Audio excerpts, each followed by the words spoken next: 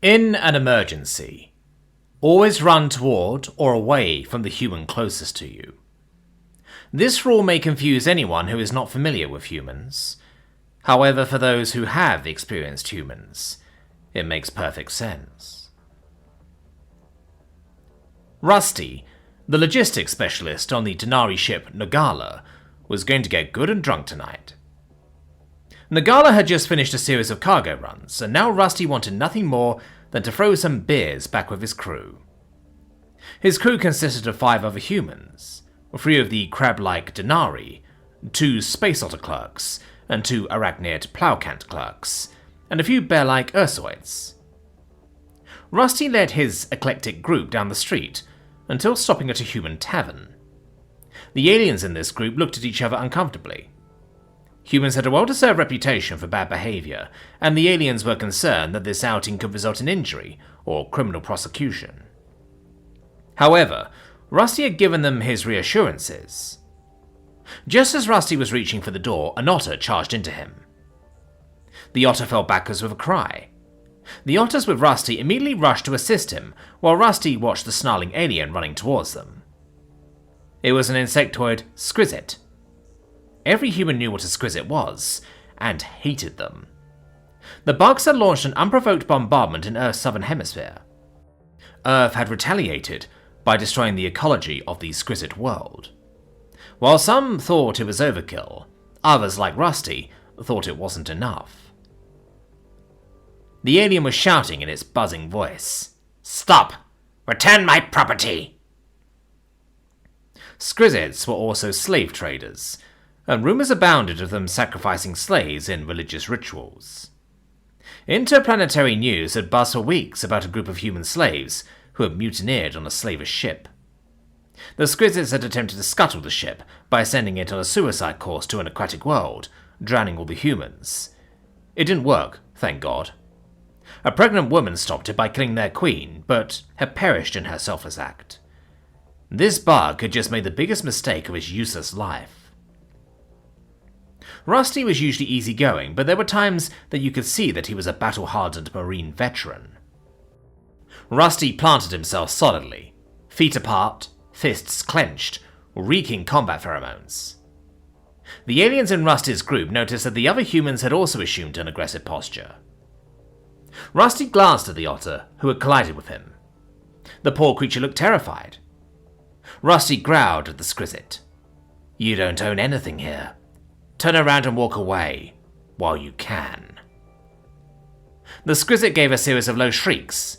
"Do not trifle with me, primate! You will return my slave now!" Rusty and the other humans took a step forward.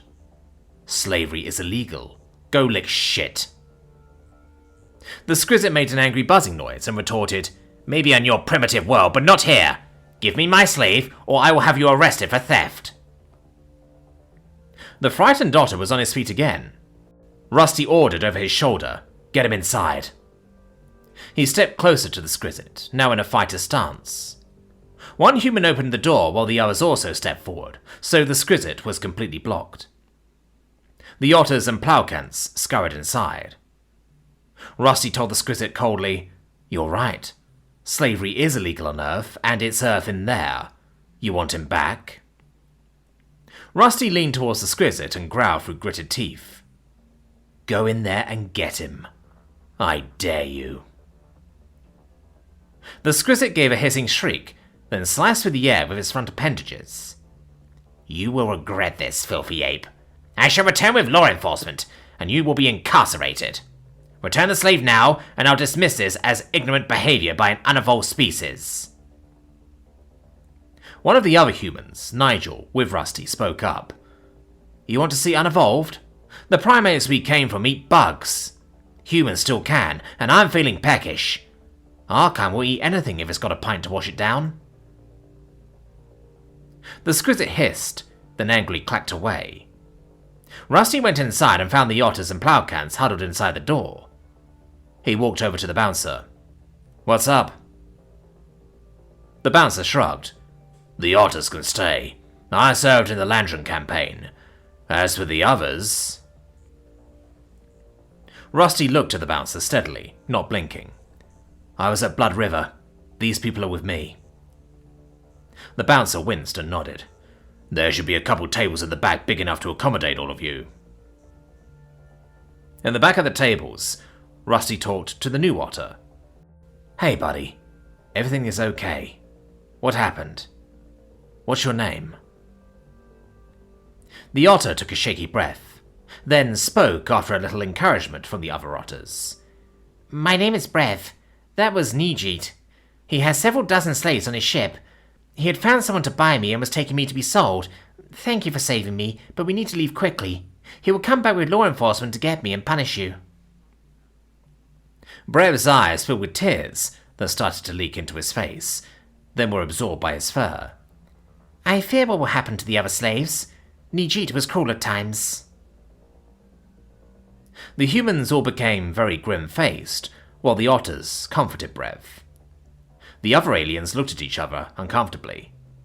Humans were usually gregarious, but could resort to violence at the slightest provocation. As they discussed the situation, the humans grew angrier. Slavery in some form or fashion was fairly common in the galactic community, but most societies had rules for humane treatment of slaves, or severely restricted slave use. However, some, like the Skrizit, did not. There were some cultures that never had slavery. Humans were unique in that they had completely abolished the practice, even refusing to own alien slaves. It was well known that owning a human slave was ill-advised. Although humans would fight each other with savagery, they would not tolerate one of their own being enslaved. Modin, an Ursoid, asked in disbelief, "So humans find it acceptable to kill each other, but not to enslave each other?" One of the Plowcants, Nelv, who was getting her feet massaged by one of her husbands, remarked, "Only humans would think to outlaw slavery, but not war. This is what happens when you let males rule a society." The humans had tried to argue with her, but in an odd way she had a point. After a few beers, Rusty looked at his crew and asked, "Who's up for some whiskey work?" Modin asked, "What is whiskey work?" At that point, a couple of humans from an adjoining table leaned over. A big, burly, dishevelled-looking specimen with shaggy red hair and tattoos asked, "Did I hear whiskey work?" Rusty nodded. "Seems there's a Skrizit who got a bunch of slaves that need liberating. I'm thinking this is a good night for some shenanigans." The other human knocked on his table with his tankard and asked his crew, "Anybody up for some shenanigans? There's Skrizits that need to be taught a lesson." Rusty explained to his crew, "In the Marines, whiskey work is when we would need to do extra maintenance and repairs on our equipment. We also had a cookout and some beers. Sometimes before the night was out, there were shenanigans. I can neither confirm nor deny incidents of theft, kidnapping, moral vandalism, a few fights, and other fun and games." As Rusty explained this to his crew, word was spreading throughout the tavern. Several veterans, especially Marines, came forward asking to join in. Rusty told them, "You need to be aware. What we're doing is pretty illegal. There's probably going to be fighting. There's a good chance people will get hurt and maybe get tossed in jail." The first human, Big Red, responded, "You don't have to sell me. I already said I'm in." Several other humans laughed raucously and toasted, draining their drinks. Plans were made while the aliens grew more alarmed. Back on the Nagala, Rusty spoke to his team. "I just want you to know what I am planning is illegal and dangerous. I'm not asking any of you to take part in this. It's fine if you don't want to. If anyone asks, I'll tell them you knew nothing about it." His team all looked at each other, then they started to respond. Nell spoke up first. "Oxidize, while we certainly appreciate the moral position you take, due to your culture, we have families on the ship. We will not be partaking. However, we will also not report this incident to authorities. When you return to the ship, we will assist you." Rusty nodded. "That's fair." Modin spoke for the Ursoids. "While slavery is legal in our culture, we have heard about the Skrizit abuses. We have listened to Brev's story, and the Skrizit are clearly guilty of crimes against sapiens. We are willing to get the slaves to safety, where they may receive medical treatment, and report the situation to proper authorities." Rusty nodded again. I appreciate your help. Nigel spoke up for the humans. Like you even have to ask, mate. We love to give them bugs what for. Rusty chuckled. Somehow I knew that was going to be the answer. He turned to the otters. I know that your people are pacifist and don't like to get involved in things like this. Like I said, whatever you decide is fine. Booley, the daughter of Perg, the ship's information specialist, walk-waddled forward with breath. She spoke with a note of resolve that you already heard from an otter. The otters will stand behind you. Humans have been good allies to our people, as you have been to us. We will do what we can to assist you. Rusty looked to the Denari team members. What do you say? Doran spoke for the Denari. We are still discussing the matter with Captain Va'un and have not yet reached consensus. Until consensus is reached, we will not take action. The ship will follow the laws, but without consensus, we will not attempt anything that is a potential violation of the laws. Rusty asked, Does Va'un realize that we are planning to leave right away, whether or not there is a consensus? Doran replied, Yes. Because a consensus has not been reached, the Denari will neither assist nor hinder you until there is a consensus. Rusty nodded. The ship was Denari, and the crab-like Denari favoured democratic decision-making. Denari leaders weren't bosses so much as facilitators, who guided groups to reach consensus.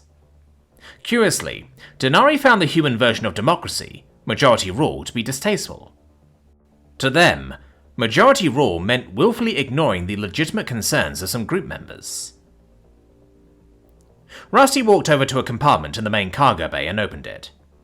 Inside, there were a lot of oversized weapons with mounting brackets, obviously meant to be attached to the power loaders. Let's mount up. Everyone looked at the weapons in surprise, while the humans also had delight in their faces. Nigel spoke up. Would you look at these beauties? What's with all the hardware? Rusty shrugged. Once a Marine, always a Marine. The human woman, Maria, looked to the weapons askance. While I definitely want to help, are you sure that giving us these weapons is a good idea? Rusty nodded. Absolutely. You know all those unnecessary training drills? Those drills are teaching you to operate these weapons in case we ever got boarded by pirates.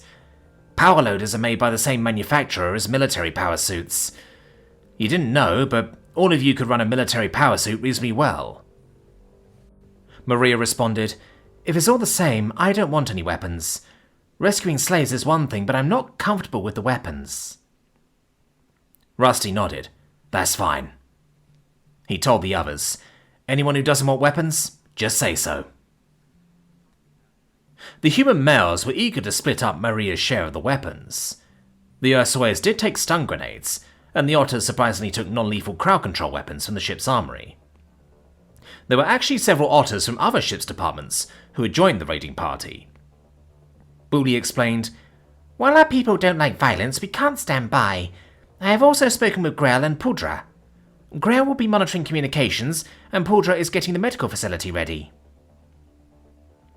One of the Ursoids growled in vexation, as Moden held out his massive paw. The other Ursoid handed him some currency, while Moden grinned a sharp fanged smile. That's just wrong, Rusty thought. There were quite a few legends about bears on Earth, but he couldn't recall any of them mentioning gambling addiction. If you walked in on a couple of Ursoids talking, it was a 50-50 chance there was a bet going. Rusty and crew were mounted up and ready to go. Rusty activated the control for the main cargo door, but it stayed shut. Rusty attempted to open it repeatedly, including by passing regular controls. Finally, he got desperate. Nagala, please open main cargo door. Nagala's feminine metallic voice replied, No security alert in progress. Unneeded equipment may be returned to storage, and crew may resume normal duties. Rusty gritted his teeth. Nothing in the universe was more aggressively passive-aggressive than the ship's AI. Nagala, I don't have time or patience to argue with you. Open the damn door, please. Just then, the intercom beeped. It was Sylvia. Great, Rusty thought. Now I have to deal with both of my nagging wives. Sylvia looked pissed, which seemed to be her usual mood these days. Rusty, you weren't serious about this nonsense. What is wrong with you? And what the hell is wrong with your stupid cat? I caught him pissing on the door again. He never shows up except to piss on something. Nagala's voice echoed in the cargo bay and Rusty's cabin. Logistics unit, proper designation, oxidize. Sylvia snarled. Fuck off, Nagala. Rusty, I swear if you don't get your ass back here right now, I'm... The transmission cut off and the cargo bay door opened. Modin asked Rusty, Are you sure she isn't pregnant? Ursoid females act like that during pregnancy. Rusty rolled his eyes. Human pregnancy doesn't last 5 years. Let's go before Nagala changes his mind. On the streets, several roughnecks from the bar are gathered in assorted vehicles, and some in obsolete power suits. There are a couple of buses with otters aboard. Rusty marvelled at how quickly otters could pass on information. They had come to give medical care as needed. Big Red and a few others were in a refurbished black market assault vehicle. One of the bar roughnecks was a prior Marine who had zero reservations about using weapons, so he took over Maria's power loader, and the others quickly attached weapons onto his unit. Beers and flasks were being passed around, with the crowd getting rowdier. On the way to the Skrizet ship, a nondescript human joined them. He was tall and wiry, with greying hair and glasses. He approached Rusty. I heard about the party! He opened his shirt and revealed a gold tattoo in an alien language. I'm familiar with Skrizet slave ships. I can help. Rusty grinned. Sure, the more the merrier. What's your name? The man shrugged. I would rather not say. Rusty snorted. We have to call you something. How about Bob? The man, Bob, nodded quietly. That's fine. At the Skrizet ship, Rusty and several others were ready for a frontal assault. Bob told Rusty, Give me 9 minutes to get into position, then start. Nobody goes onto the ship until then. Rusty told him, I'm not sure I can hold this crowd that long. Bob looked at him coldly. Then you will be responsible for any unnecessary deaths. Something about Bob made Rusty's skin crawl. He nodded, and Bob quietly slipped away. Rusty summoned a few leaders and told them, Okay, we have to stall for 9 minutes, then it's go time. A few people looked at him quizzically. Rusty responded, That one guy, Bob, wanted a head start. Since he said he knows these ships, I figure he's got reasons. Big Red snorted. Bob! That's what he's calling himself now! The crew looked at him questioningly. Just stay out of his way and don't ask. I met him before. It's best to ignore him. At the designated time, Rusty, the others in power loaders and power suits, and the assault vehicle all charged the slaver's ship. Doors conveniently opened and closed for them. The refurbished assault vehicle played war music at full volume, causing ship pandemonium by the Skrizet. In the confusion, many others on foot or in small vehicles entered for the cargo doors, behind larger vehicles. Rusty's blood pumped hard and fast. The power loader didn't have the maneuverability of a power suit, but it was still formidable, especially with the attached weapons. He shot, bombed, and tore apart ship pieces. Sometimes it just felt good to smash shit. The Ursoids threw around furniture, easily turning chairs and tables into missile weapons. Humans fought with improvised clubs. One reported that he had seen Bob assaulting an armed Skrizet, expertly dodging fire until he was within grabbing distance. Bob hadn't just incapacitated the bug. He had killed it with precise savagery using martial arts. The human told Rusty, I hate Skrizet just as much as the next guy, but Bob? There's something not right about him. We need to keep an eye on him. Finally, they found the slave cargo holds. Bob was there, with a Skrizet in one hand, a dismembered Skrizet limb in the other hand, and splashed head to toe with yellow Skrizet blood. Bob was holding the limb so he could use it to tap in the large Skrizet multi-eye, and snarling, You have 10 seconds to open these holds. Other than that, you're of no use to me. This one was still screaming when I walked away with his appendage." The terrified Squizit handed Bob a tech key and screeched, 949 pi, 76 pi, -1. Bob kicked the Squizit and barked, "Get lost!" Then released him. The Squizit fled. Rusty watched him leave. Are you sure they're smart? What if he lied? Bob entered the code onto the alien keypad. I already beat the code out of another bug. If it was a lie, they wouldn't have given me the same answer. The door opened, and a couple humans stepped in, followed by otters. There were a couple dozen creatures in there, and otter slaves rushed forward when they saw other otters. The otters reassured everyone that they were being rescued. There was some limited fighting along the way to free other cargo holds, where more slaves were rescued. Rusty watched Bob in his gruesome work of fighting the Squizit in hand-to-appendage combat, noting the grim pleasure Bob experienced. There was really something off about that guy. Bob's fighting technique was extremely precise, causing maximum pain and damage. As the raiders were leading slaves to the buses outside, Bob selected 5 guys and went off. He told Rusty, "Don't wait for us!" Warning sirens were going off all over the ship. Yellow alert lights changed to orange. The humans and Ursoids covered the escaping slaves. Armed otters stood between the legs of Ursoids and power loaders, providing good cover fire. Even though their weapons did very little damage, they hurt like hell if you got hit. Rusty and his team were right at the cargo doors when the alert lights went from orange to red, and the sirens became an ear-shattering screech. Rusty shouted over his speaker, "Everyone out! Now! Now! Now!" He thought to himself, that's not good. My tinnitus is going to be acting up for days. Rusty and his team, along with Big Red and the assault vehicle, provided cover while everyone loaded onto the buses and other vehicles.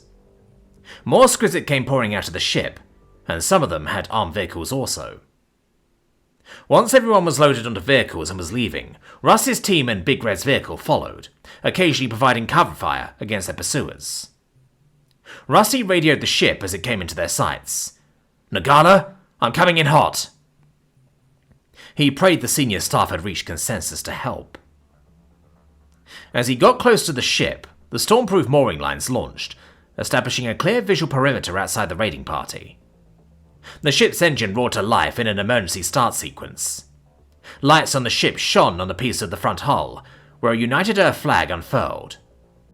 Loudspeakers around the ship announced in Nagala's metallic feminine voice, "Attention! Authorized personnel only. Unauthorized personnel shall be assumed to be hostile and dealt with." Rusty walked his power loader into the cargo bay. Grell was there to meet him. "Oxidize, you are required on the bridge immediately." Rusty climbed out of his power loader. Everyone else was exiting their vehicles, and otters were directing people and aliens to needed services. Now that the adrenaline was wearing off, Rusty felt a lot of bumps and bruises that were really going to hurt tomorrow. He nodded and sighed. "Yeah, Grell, I'll be right along." Rusty walked a little slower than usual. Grell took Rusty's massive meaty hand in his furry little paw and walk-waddled with him, telling him of the events that had transpired on the ship in his absence. "There was a great deal of disagreement. However, Brev was convincing a majority. Due to the hurried nature of the incidents, it was looking as though Va'um would have had to accept a majority instead of waiting for consensus. Captain Va'um was extremely irate about that. Father and I were monitoring local communications when an alert came up about a skirmish at the Squizit ship. When we got your message, Nagala activated a protocol that was left in the archive by the previous AI." They had reached the door to the bridge and Grell turned to Rusty. "Were you the previous captain? Was Nagala an Earth Force ship?" Rusty thought about it and chuckled. "Remind me to tell you about that after I slept for a week." He shifted his shoulders uncomfortably. "I'm getting too old for this." While Rusty debriefed the senior staff on what happened, local law enforcement arrived at the ship's marked perimeter. The Squizit were angrily demanding that law enforcement should board the ship. The lead officer, who had dealt with humans and knew their reputation, wasn't about to assault the ship unless absolutely necessary, especially without reinforcements. Voom was fit to be tied. While he was sympathetic to the slave situation, he hated having his hand claw forced. He was furious that he had been ready to rule in favour of simple majority over consensus, but Nagala beat him to it by activating the emergency protocol. 20 minutes later, Rusty, Voon, Brev, and several other senior ship's officers stood just inside Nagala's perimeter, while the angry Squizit and local law enforcement officers stood outside the perimeter. I demand that their ship be impounded, their crew incarcerated, and our stolen slaves returned. Additionally, they have kidnapped our people. The captain of the Squizit, Nijit, was buzzing and screeching, partly from outrage and partly from pain due to nasty wounds. Rusty snorted in derision. Slavery is illegal on Earth, and this is a United Earth ship. There is no such thing as a slave here, stolen or otherwise. Go pound sand. However, a couple of humans escaped from your ship with a pretty interesting story about being captured as slaves. It's illegal to keep humans as slaves. I demand an audit of their ship's manifest to prove that they were illegally attempting to enslave humans. Nijit screeched even louder. Slavery is legal on Squizit as it is legal here. My property is none of your business.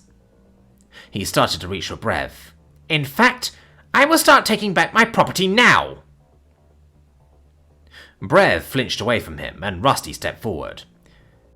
If you lay a finger or whatever the hell you call those things on my crew member, I will have you arrested for assault, attempted kidnapping, attempted trafficking in sapience, trespassing, and anything else I can think of. If you think you are leaving here with any slaves, you can fuck all the way off. Step inside the perimeter, and Earth law says that as captain of this ship, I am allowed to use force to prevent harm to a crew member. If you play a stupid game, you will win a stupid prize. Nijit retorted sarcastically. Crew member? I think not. What is his job? Rusty pulled a flask out of a pocket on his jumpsuit, took a drink, then handed it to Brev. He gave Nijit a steady look and replied, "Beverage server." The law enforcement official snickered at that. Nijit continued pressing. There is still the matter of my people who were kidnapped. I demand that their ship be searched so that my people can be returned, and that assault and kidnapping charges pressed against them. Rusty shrugged. We don't have bugs on the ship. We have very good pest control, and we don't even let them aboard. Nijit was about to start shrieking again, when the lead law officer held up an appendage. He was a bulky creature that reminded Rusty of an elephant or rhino. The officer said slowly, "While there does seem to be some legal conflict regarding slavery between Squizit and Earth, kidnapping is an extremely straightforward matter with both worlds. As a neutral party, will you let my people inspect your ship for any Squizit persons? If no Squizits are found, this will be a matter for legal experts to handle." Rusty motioned to Grell and Gert, the Plowcant Arachnid legal specialist, and they backed a few meters away from the perimeter. Rusty bent down and whispered to Grell, "Are you absolutely certain that there are no Squizit aboard the ship whatsoever?" Grell nodded. They went back to the perimeter edge, and Rusty told the law enforcement officer, "Your people are welcome to come aboard and search." He pointed at Nijit, "But none of their kind are welcome here. And just to be clear, you are looking for Squizits and only Squizits. I want you to generate a warrant, specifying right here and now precisely what you're looking for. That's another thing we have on Earth, is a right to be searched only with a specific warrant." The law enforcement officer took out a datapad and typed into it. He read a definition of Earth warrants. He nodded. "That will be acceptable on the condition that our search will be video monitored. If there is any attempted interference with the search, then we will have the authority to come and search again. Also, as I read this, if I find any blatantly criminal activity or obvious contraband during my search, I am authorized to make arrests and bring charges." Rusty looked down at Gert, and she nodded. That will be acceptable. I shall assign my husbands to escort the law enforcement officers. While they aren't very bright, they are very good at tattling. Rusty snickered at this. He sent a message to the bridge that law enforcement officers were coming aboard to do a search. After the search was over and no Skrizit had been found, although there were a few raised eyebrows at certain points, the law enforcement officers left the ship. Nijit was absolutely outraged, adamantly insisting that the raiding party had kidnapped their people and were holding them hostage. Rusty responded to their accusations with some colourful language involving hand gestures, accusations of inbreeding, and suggestions of anatomically impossible activities. 3 days later, Nagala was in transit, and Va'um called a meeting in the dining area. The meeting had several crew members and rescued slaves, plus the majority of the senior officers. The meeting was in the dining area because the regular meeting room was unable to accommodate all of the attendees. Crew members and passengers of the Nagala, he began. We are here to discuss what will be the disposition of the persons aboard the ship. It has been said that some of you wish to seek employment here. We will accommodate as we are able, but Nagala does have limited resources for a crew. It will be necessary for several of you to depart, unless you have sufficient funds to stay on as passengers. There have been many separate discussions, but now it is time for us to come together and reach consensus regarding who will stay and in what capacity. Purg walk-waddled forward. I have talked with the otters on the ship, both crew and our new passengers. Numa and I wish to return to our homeworld, and we will host any who wish to come with us until they can be reunited with their families. I have spoken with Grell at length, and he is ready to take over as the information specialist. There was a lot of murmuring around the room, and Rusty was stunned. Purg had been his friend for years, and he felt like he had just gotten punched in the chest. As he looked at Purg, he noticed that the fur on Purg's nose and around his eyes had started to whiten. Numa also had some lighter fur on her face, and white hairs had started to appear in the coat around her body. It really hit home with Rusty. Otters had shorter natural lifespans than humans, and now Purg and Numa wanted to go home to retire. Rusty closed his eyes for a moment, then looked over to Va'un and waved. I second the motion. If Purg and Numa want to go home, I think Grell will do a great job as a replacement. He looked over at Purg and Numa. I'll miss you guys a lot. You deserve your retirement. Thanks for everything. Va'un spoke to the group. Do we have consensus regarding replacing Purg with Grell? Everyone around the room nodded. Va'un continued. Nagala, enable command function. Information Specialist Purg being replaced by Grell. Confirm. After a few moments, Nagala's metallic feminine voice sounded throughout the room. Previous Information Specialist Lemp uninstalled. New Information Specialist Grell authorized and installed. Proper designation Purg. Rusty rolled his eyes. Seriously, Nagala? We are doing this again? Nagala remained silent. Rusty looked over at Booley and Pudra. Will you be staying or leaving? Pudra responded, Booley will be leaving with our parents, but Brev and several others of the otters will be staying here. We will be training them to fill in for any of the crew who wish to leave. I will be staying on. My studies in medicine on Nagala are going quite well.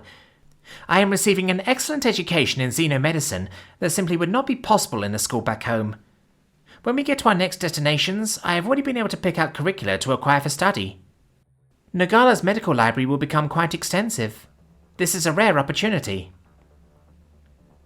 Rusty smiled and breathed a huge sigh of relief. His time in the Marines had a share of horrors that haunted him still. He had tried using mental health services in Earth Force, but it didn't seem to do much good. However, he had found peace on Nagala with the otters, especially under Pudra's care. While he certainly wouldn't have stopped Pudra from leaving, he wasn't sure if he would have been able to stay without her there. Va'un looked disapprovingly at Rusty and a few of the other humans. Some crew are leaving because they believe humans are unsafe. I myself have found that humans can be volatile and unpredictable. However, they are also capable of extremely valuable contributions. Nagala will retain human crew members. If anyone does not find this acceptable, they are free to leave without censure of any kind. They will be given full severance pay and a positive referral to future employers. Does anyone wish to resign? A few hands and other appendages went up in the air. Grell took down the names. Thank you for your service to Nagala. I will be getting with each of you so that we can arrange for your replacement and departure. You will be pleased to note that our next few destinations are very routine and pleasant. We will accommodate you every way we can. Faoun turned to the table where the avian Menix were seated. Do you wish to stay aboard Nagala, or will you return to your world? One of the Menix spoke up and pointed to two of the others. We and our spouses desire to stay. I am a navigator. Finar is a stellar cartographer. Zila is an accomplished astrologer. We have been studying your ship's navigation systems, routes and star charts. The Menix are absolutely unrivaled in these areas. We are supremely confident that as part of Nagala's crew, we will make stellar travel far more profitable and fortuitous. We have read the stars in the upcoming travel itineraries, and have made improvements. We are ready to work immediately. Faoun looked over at the Denari, who were his current navigators. What is your opinion regarding the Menix? One of the Denari stood, a seasoned creature named Ku'ud. He pointed appendages at the other Denari navigators. A few of us do desire to return home to Denara. We have been in space a long time and miss waves crashing on the beach. There have been discussions among some of the Denari about returning home, but we have never been able to reach a consensus as to how this would be carried out. It seems that with the addition of the new crew members, the consensus can now be easily reached. Zilla, the Menix astrologer, spoke up. I have been casting horoscopes for crew members.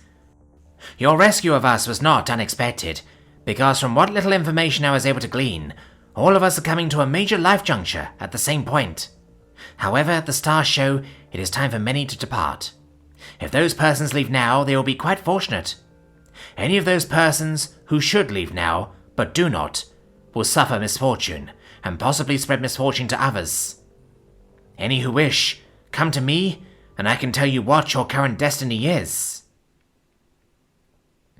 Manj, the arachnoid contracts and currency specialist, blurted out, Do you happen to have a list with you of individuals that should leave as soon as possible?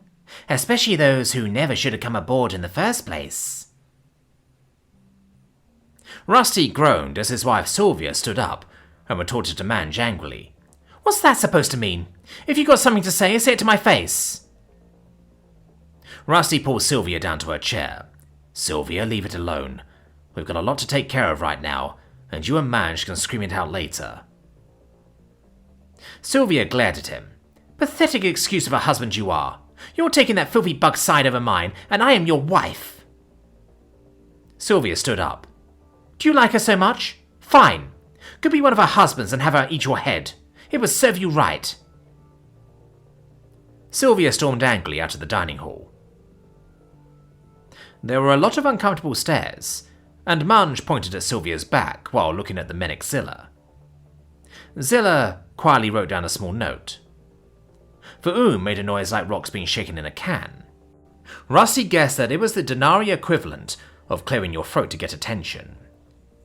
Are there any others who have important issues that need to be discussed right away? A few did raise their hands or other appendages, with Faoun answering a few questions, and Grell promising to follow up later. After the meeting was over, Grell spoke to Rusty. All of this has been very scary and exciting, but I think things will turn out well. I am glad that you will be staying on here. Nagala is home for Pooja and I, and neither of us can picture being here without you. Thank you for helping my people. Rusty smiled at him. I'm going to miss your parents and Booley, but I'm happy for them at the same time. I'm glad you're staying too. Zilla walked up to Rusty. Oxidize, your mate. Was she also born on Earth like you? Rusty shook his head. No, she was actually born on our colony on Mars, the next planet in our solar system. Zilla tapped on her datapad for a few minutes, then finally showed the result to Rusty. Rusty read it and sighed wearily. Yeah, I know, but we're married. I made a commitment. In a windowless office, A screen played a news report with a female journalist narrating. Investigations continue into a riot on the Skizit ship, where a multi-species group assaulted the ship, allegedly to rescue slaves being held illegally. Skizit authorities claim that all passengers on the ship were there legally under local laws. Due to conflicting reports and laws, this situation won't be fully resolved for some time. There were several Skizit casualties, upwards of 40 injured raiders, and alleged slaves from several species, and 5 dead humans. The dead humans have been identified as local criminals with extensive arrest records. More details as the story develops. Agent Smith turned to Bob. Just how the hell did you pull this off? And this isn't your style. Usually you're a lot more discreet. Gilbert Preston, Bob, removed his glasses and polished them with the hem of his shirt. I went to that bar to hire a couple local thugs. The other party was already in progress. They were drunken and full of piss, so there was no talking them down. My choices were make the best of it, or scrub the mission. Luckily, a few of those clowns actually weren't complete idiots. I'm curious about the leader. He called himself Rusty, but his alien crew kept calling him Oxidize. He said he was at Blood River. Smith did a search, and a dozen human faces popped up. Gilbert Bob selected one, and Rusty's picture came up, along with an abstract of his military record, and tidbits of more recent activities, including an accident on Space Station 6. Smith raised his eyebrows. You have the best dumb luck I've ever seen. If we were to recruit a guy for this kind of job, it would be him. Gilbert and Smith were both impressed by a video clip where Rusty was charging an armoured vehicle from the side, landed on the roof, blew off the upper hatch, then assaulted and discarded insurgents who tried escaping the vehicle. Gilbert asked, Why isn't this guy working for us? Smith tapped the screen and Rusty's discharge came up. He pointed. He's a burnout. They tried retaining him, even offered a promotion. He just wants to be left alone and is better that way. He's in the system so we can keep an eye on him if we need to. Gilbert shook his head. Damn waste of talent. He tapped the screen and now a juvenile Skizit appeared. At least he made my job easier. With all the mayhem on the rest of the ship, they had to pull several guards from her chamber, so she was a lot easier to get to. Since the others were busy trying to get to the slaves, it never occurred to the bugs that anyone would be trying to capture her. Smith crossed his arms and had a look of satisfaction. I still can't believe we actually managed to get our hands on the Queen. Gilbert chuckled. She's a little young, more princess age. Smith thought for a moment. Good idea. That will be her call sign. Gilbert and Smith continued to watch the screen. A thought occurred to Smith. I'm assuming you tied up loose ends? Gilbert nodded. Yeah, the 5 in the news report. They're the type that no one will miss. Just smash and grab amateurs. They were there looking for shit to steal while everyone else was rescuing slaves. Nagala log update. Oxidize successful in obtaining additional crew replacement units. Excess units will be offloaded at earliest acceptable ports. Oxidize continue substandard performance. Attempted uninstallation of Sylvia unit will continue. Navigation and cartography upgraded with addition of new units.